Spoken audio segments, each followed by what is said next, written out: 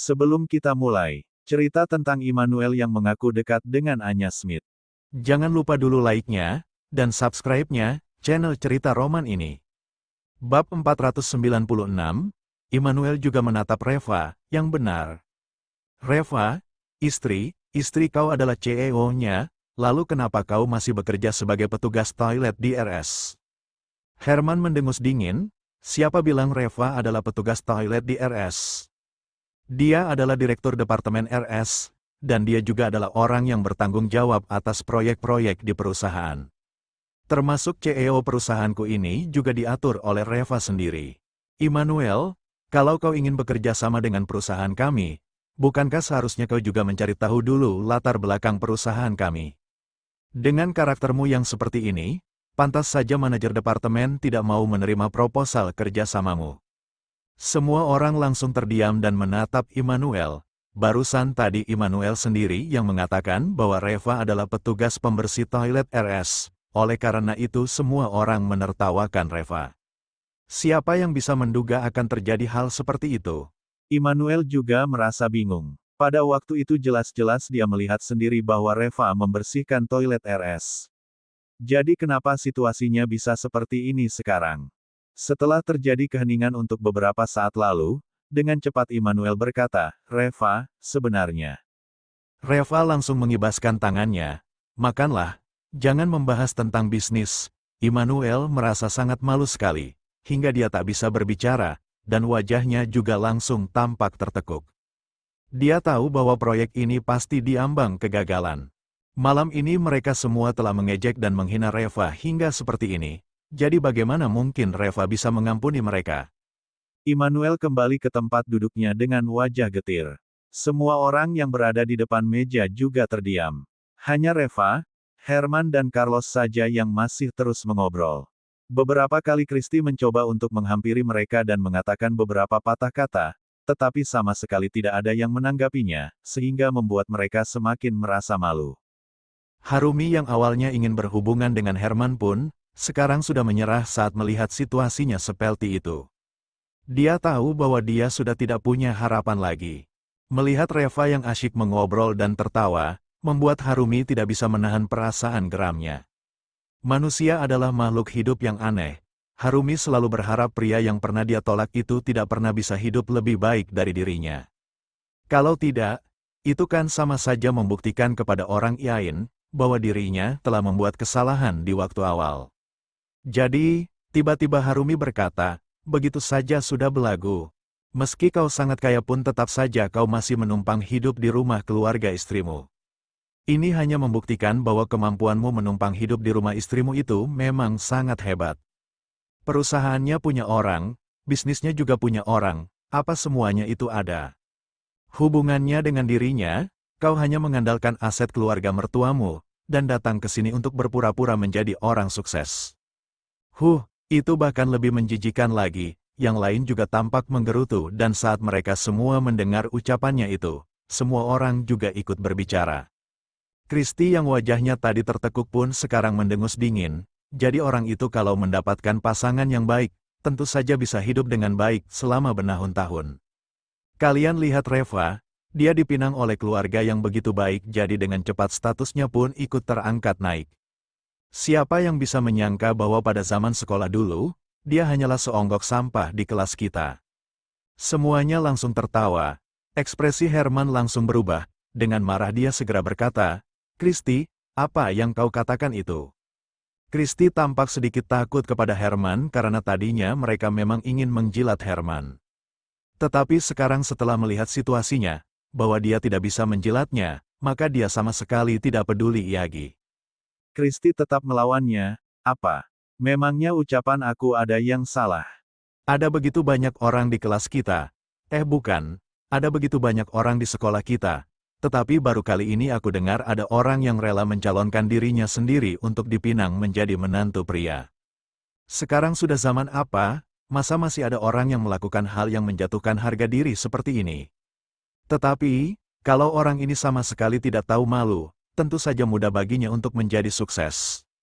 Aku hanya merasa sedikit tidak paham saja, Reva, Apakah istrimu itu jelek sekali sehingga tidak laku atau apa dia adalah orang buta yang tidak bisa melihat? Bagaimana dia bisa memilihmu untuk dipinang menjadi menantu prianya? Semua orang langsung tertawa terbahak-bahak, lalu Immanuel melirik Reva dan berkata, dia pasti seorang yang sangat jelek sekali seperti monster.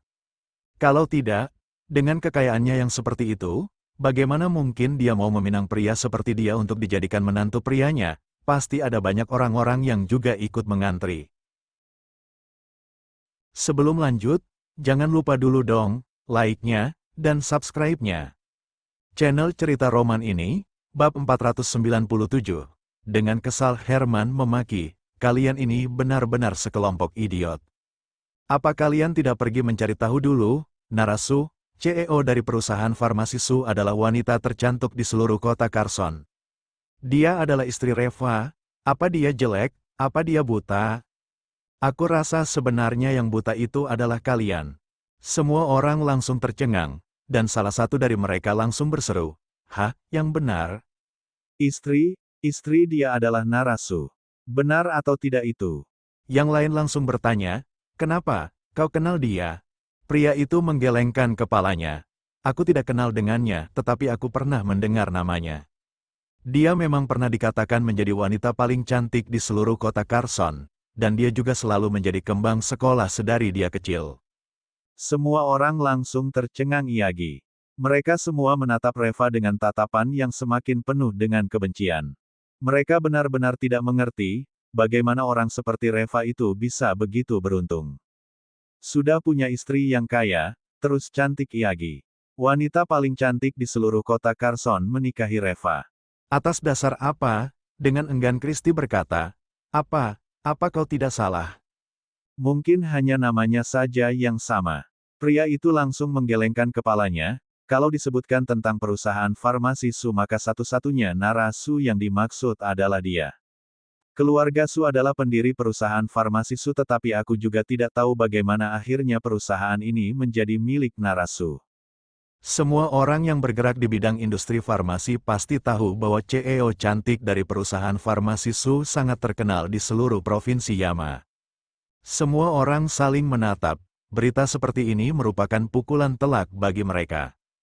Herman mencibir, sekarang tidak ada lagi yang bisa kalian katakan, kan? Christy, kau jangan hanya bisa membuat malu saja dengan wajahmu yang jelek itu. Dan kau, Harumi, pergilah. Melihatmu saja aku sudah merasa muak. Dulu saat di sekolah saja kau sering berpacaran dengan anak-anak berandal, dan sekarang kau datang kepadaku dengan berpura-pura suci. Apa-apaan itu? Wajah Harumi langsung memerah. Dia menghentakkan kakinya dengan marah, tetapi dia juga tidak bisa menyangkalnya. Semua orang tahu tentang dirinya pada zaman sekolah dulu. Melihat semua orang hanya bisa terdiam, akhirnya Immanuel menggertakkan giginya dan tiba-tiba menyeletuk. Orang-orang sekarang benar-benar pandai membual. Apa-apaan ini? Berani-beraninya mengangkat dan mengatakan dirinya sendiri sebagai wanita tercantik di seluruh kota Carson. Aku kasih tahu kepada kalian ya, wanita tercantik di kota Carson sebenarnya bukan Narasu. Wanita tercantik di kota Carson hanya ada satu orang.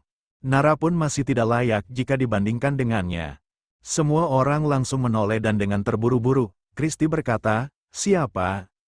Immanuel berkata dengan bangga dan angkuh. Dia adalah salah satu anggota dari 10 keluarga terpandang di kota Carson. Nona besar dari keluarga Smith, Anya Smith. Di ruangan itu langsung terjadi kehebohan. Reputasi Anya memang jauh lebih hebat daripada Narasu.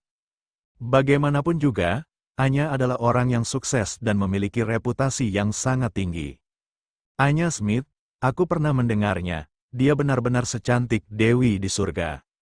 Ya benar, karena kecantikannya itu sehingga dulu pernah membuat para ahli waris dari beberapa keluarga terpandang di ibu kota sengaja datang ke sini untuk mencoba melamarnya. Selain itu, kekuasaannya sendiri juga sangat kuat. Aset pribadinya saja dengar-dengar sudah melampaui aset keluarga Smith. Dewi seperti dia baru bisa dikatakan sebagai wanita tercantik di seluruh kota Carson. Narasu sama sekali tidak dapat dibandingkan dengannya. Semua orang sibuk berbicara dan berdiskusi. Christy juga ikut berbicara. Tante, aku pernah melihat Anya Smith sekali. Dia itu benar-benar sangat cantik sekali seperti Dewi.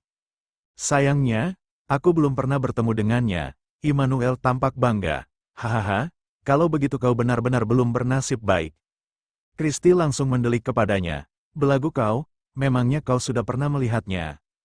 Immanuel mendengus dingin. Menurutmu, kami tidak hanya bertemu tetapi juga sudah beberapa kali mengobrol dan saling bertukar nomor kontak. Begitu ucapan ini dilontarkan, sekelompok orang yang berada di ruangan itu langsung meraung dan sekelompok orang mengepungnya. Yang benar kau, apakah kau benar-benar punya nomor kontak Anya? Boleh bagikan kepadaku nggak nomor ponselnya? Ayo sini, biar aku lihat, apa kau punya fotonya? Sebelum lanjut, jangan lupa dulu dong, like-nya, dan subscribe-nya. Channel Cerita Roman ini, bab 498, sekelompok orang itu tak bisa menahan dirinya untuk bertanya. Immanuel merasa sangat bangga sekali. Lalu dia melambaikan tangannya, ayo kalian duduk dulu, duduk dulu. Kenapa begitu emosional sekali? Aku tidak bisa memberikan informasi tentang nomor ponselnya, karena bagaimanapun juga ini bersifat sangat pribadi. Tetapi, lain kali ketika aku bertemu dengan bos Anya, aku akan berfoto dengannya. Dan pada saat itu, aku akan menunjukkannya kepada kalian. Sekelompok orang itu langsung berseru. Ketua kelas, itu luar biasa sekali. Ya Tuhan, itu Anya loh, wanita yang cantiknya bak dewi di mata semua pria di kota Carson. Ketua kelas, aku dengar Anya juga masih lajang hingga sekarang. Kalau kau bisa mendapatkannya, itu pasti akan hebat sekali. Hahaha, si Anya ini baik penampilan maupun kekayaannya, semuanya jauh di atas Narasu. Reva, kau iri nggak? Sekelompok orang itu terus berbicara dengan heboh, seolah-olah mengenal Anya adalah sesuatu yang sangat bangga dipamerkan. Reva hanya diam saja, dia terlalu malas untuk berbicara dengan mereka. Immanuel merasa sangat gembira, karena masalah mengenal Anya Smith ini telah membantunya mengembalikan kembali image-nya. Melihat acara perjamuan makan malam ini tidak bisa membahas masalah bisnis Iyagi, Manuel juga sudah merasa malas untuk dilanjutkan, jadi dia langsung memanggil pelayan untuk meminta bon tagihan. Pelayan itu berbicara dengan hormat. Semuanya tagihan ini sudah dilunasi. Semua orang langsung terperangah. Christie adalah orang pertama yang menoleh dan bertanya kepada Immanuel, ketua kelas, kau sudah melunasinya di awal ya? Tidak apa-apa, nanti dibagi rata saja, kami akan mentransfer uangnya kepadamu. Berapa total semuanya? Di dalam hatinya Immanuel bertanya-tanya dengan heran. Dia tidak membayar tagihannya lebih awal kok. Dan pada saat ini si pelayan menambahkan lagi, oh maaf, aku lupa mengatakannya. Tagihan di ruang VIP kalian ini telah dilunasi oleh Direktur Anya Smith. Dia bilang temannya sedang makan malam di sini, jadi dia melunasi tagihannya di awal. Begitu ucapan ini dilontarkan langsung terjadi kegemparan di ruang VIP itu. Ya Tuhan, Anya yang melunasi tagihannya, melunasi tagihan untuk temannya, itu pasti karena ketua kelas. Ini luar biasa, ketua kelas, kau hebat sekali. Ketua kelas memang top. Seluruh orang di sekitarnya berteriak dengan penuh semangat.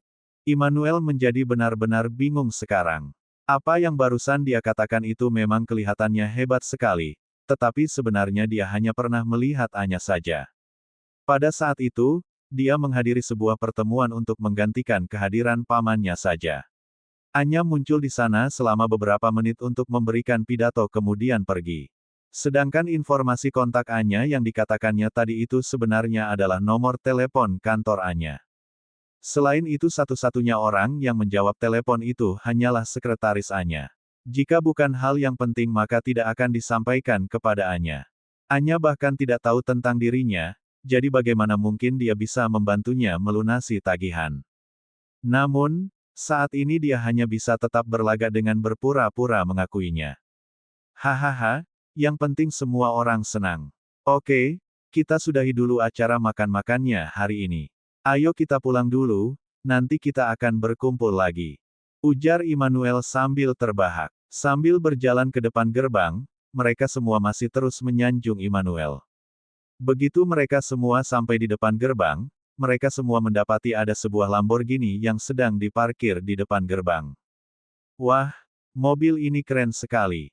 Seru mereka semua. Harumi bahkan melihat mobil itu dengan lebih takjub lagi. Ada seorang sahabatnya yang pernah naik Lamborghini dan dia selalu menggunakan cerita itu sebagai modal dia membual dan menyombongkan dirinya.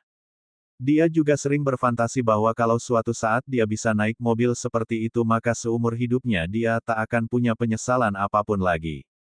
Mau tak mau dia mengangkat roknya sedikit lebih tinggi agar bisa memperlihatkan pahanya yang mulus sedikit lebih tinggi lagi. Kemudian dia berjalan menghampiri Lamborghini itu dengan anggun. Kalau dia bisa mendekati orang yang ada di dalam mobil ini maka dia akan sangat beruntung sekali malam ini. Tetapi belum juga dia sempat mendekati mobil itu tiba-tiba pintu Lamborghini terbuka. Dan di bawah tatapan semua orang, tampak sepasang kaki yang jenjang, mulus dan indah keluar dari dalam mobil. Segera setelah itu tampak seorang wanita yang sangat-sangat cantik turun dari dalam. Melihat wanita cantik yang turun dari mobil ini membuat semua orang menahan napas dan menundukkan kepalanya dengan tenang. Wanita ini benar-benar cantik sekali sehingga tidak ada satupun dari mereka yang berani langsung menatapnya. Terima kasih sudah mendengarkan kisah ini. Sampai jumpa pada bab selanjutnya. Jangan lupa komen, like, dan subscribe-nya channel cerita roman ini.